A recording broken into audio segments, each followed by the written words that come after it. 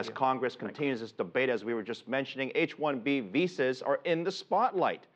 They're mainly given to high-skilled workers like engineers, but that's why Facebook and Microsoft are lobbying for more of these visas. But it's not just the high-tech workers that are eligible. Karina Huber is reporting that they're also given to fashion models.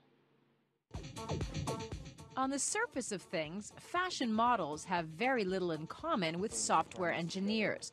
But when it comes to U.S. immigration, computer nerds and glamour girls are viewed in the same light.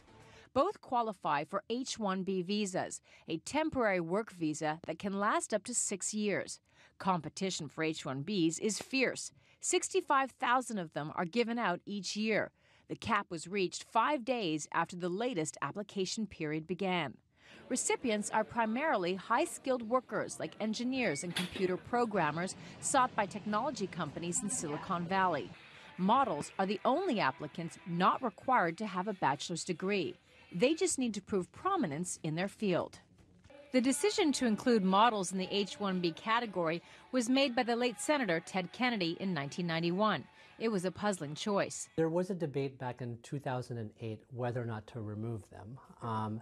And I think that appropriate visa could have been the P visa, which is more for athletes and entertainers. But no changes were made. Less than 1% of H-1Bs are given to models, primarily from Brazil.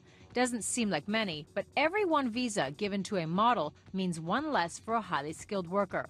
Ruiz said models may not be creating the next startup, but we shouldn't write off the impact they have on the U.S. economy. They're bringing in about over $1 trillion per year.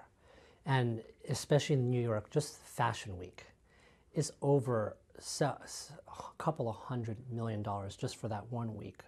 That's a lot of money for the New York economy. Ruiz says the average salary for a model on an H-1B visa is more than $160,000 a year. Supermodels like Gisele Bündchen earn much more than that. As the world's top-paid model, she raked in more than $45 million in 2011. The immigration bill being debated in Congress would double the amount of H-1B visas given out each year.